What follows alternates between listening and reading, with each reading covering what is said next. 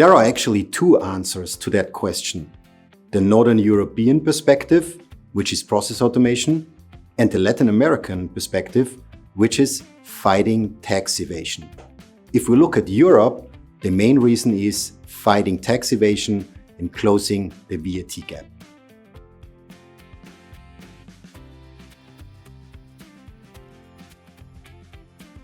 Good question. Let's have a look into the crystal ball. Too bad we don't have one, so let's look at Latin America instead. There, e-invoicing is the absolute norm. And what Latin America is doing, they are moving beyond e-invoicing towards other document types. And there in particular, dispatch advices. So yes, e-invoicing is just the beginning of a wider automation push, and we will see more and more documents which are being mandated by governments.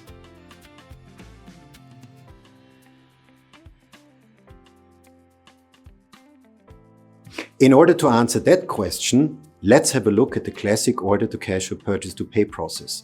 What kind of electronic documents are being involved there? The answer is an electronic purchase order, an electronic purchase order response, a dispatch advice, and an invoice.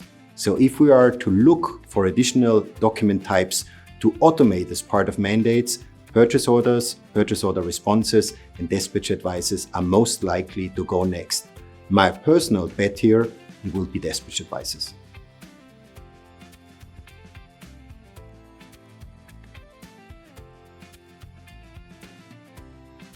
Let me start with citing the famous French chemist Louis Pasteur, who said, "Chance favors the prepared mind." So what does that mean? We need to prepare accordingly, and there are three aspects to consider in regards to automation requirements. A, we need to understand the choreography. What's the flow of documents? What's the exact order in which these document types are being exchanged? B, we need to understand the data points which are supposed to be sent and received. And C, we need to understand the technical foundations, which in case of e-invoicing are mostly APIs and web services.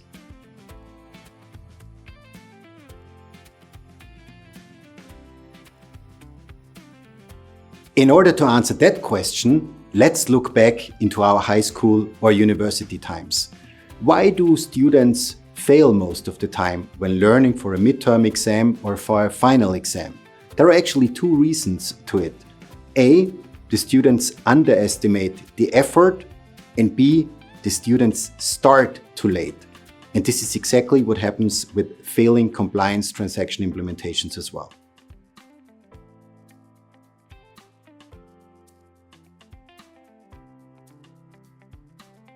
In order to answer that question, we need to look at how we actually manage compliance in an organization.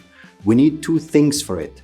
A, know-how, and B, manpower, both of which are not always to be provided in a company itself.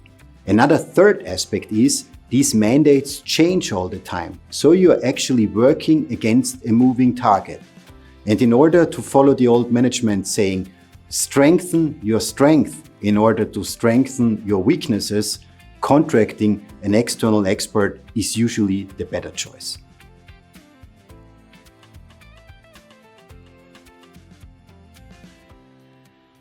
Good news is, it actually is possible if you prepare accordingly. All of the mandates out there follow three principles.